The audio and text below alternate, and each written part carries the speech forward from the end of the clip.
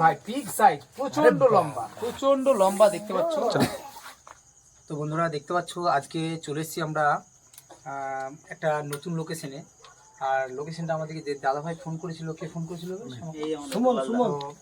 এই যে দাদা ভাই ফোন করেছিল, নামটা বলবে তোমার? আমার নাম দুলাল মন্ডল। আচ্ছা, আর এই লোকেশনটা কোন থানা পড়ছে, কোন জায়গা? বেলডাঙ্গা থানা, গ্রামের নাম হচ্ছে কালীতলা, অঞ্চলের নাম হচ্ছে চৈতন্যপুর 2। আচ্ছা, বেলডাঙ্গা থানা, গ্রামের নাম হচ্ছে কালীতলা, আর পঞ্চায়েত হচ্ছে চৈতন্যপুর 2। তো দেখতে পাচ্ছ বন্ধুরা, আজকে চলে এসেছি আবার একটা বেজবান প্রাণীর জীবন রক্ষা করতে। তো এই যে দেখতে পাচ্ছ, আমি তোমাদেরকে দেখাচ্ছি, এই যে কোনার দিকে দেখো একটা বিগ সাইজ রাসেল ভাইপার, যেটা বলা যায় প্রচণ্ড খতরনাক। এই যে প্রচণ্ড খতরনাক, দেখতেই পাচ্ছ। আর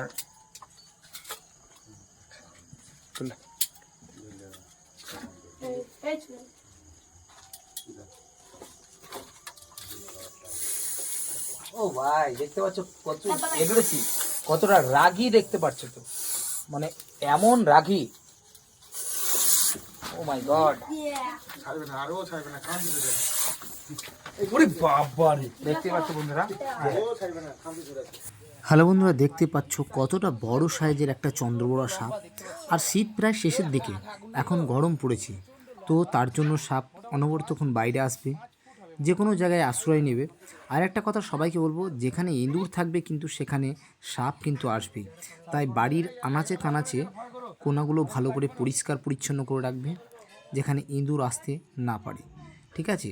আর তাছাড়া রান্নাঘরের কাছে ইঁদুর আসাটা একটা কোনো বড় ব্যাপার না, কারণ সাপটা এসেছিলো ইঁদুর খেতে এসেছিলো। কারণ রান্নাঘরের কাছে ভাত এঁটো পাতা পড়ে থাকে, তখন ইঁদুর আসে খেতে, আর সেগুলো খাওয়ার জন্যই সাপ কিন্তু পিছন পিছন ধাওয়া করে থাকে। আর তখনই কিন্তু ইঁদুরের কাছে সাপগুলো দেখতে পাই। তাই বলি যে ইঁদুর থাকলেই সাপ আসবে, তাই খাবারের সন্ধানে সাপ চলে এসছে ইঁদুর খেতে।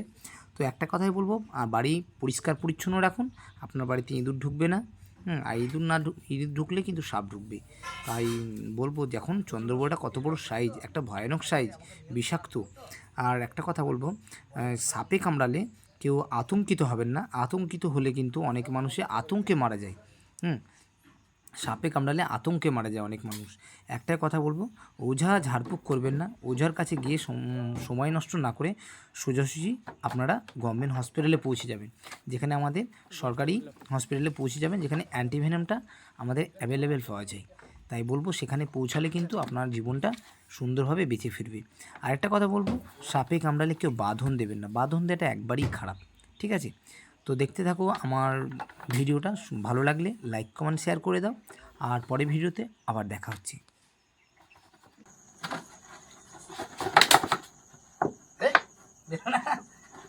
ছেলে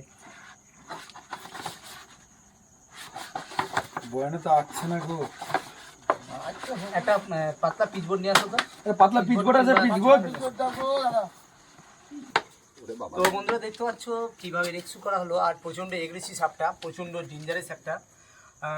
তো এই সাপের সঙ্গে কেউ, মানে আমি যেভাবে রেস্কিউ করলাম কেউ কিন্তু করবে না, কারণ একটাই কথা, প্রথমে টেকনিক, সাহস, চোখের ফলও লাগে।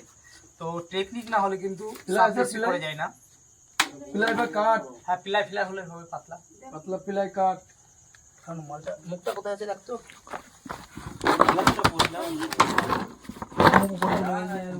দেখতো, মুখটা নিচের দিকে আছে, মুখ তলে ভরাই তো মুশকিল। তলে ভরা আমাকে তো পাতলা জানা ছাদুটা, হ্যাঁ উপরটা ছাড়ানো হলে আবার ঠিক ছাদু কি হবে।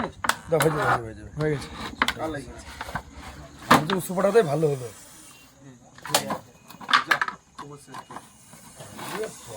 আরে বাবা, আওয়াজ কি গো, বের করে যেতে হবে না ওরা। তোমাদের কোনো ক্ষতি হয়নি, এটাই তো সবচেয়ে বড় কথা, যে এই রান্নাঘরের কাছে যে এখানে বাচ্চা টাচ্চা আছে।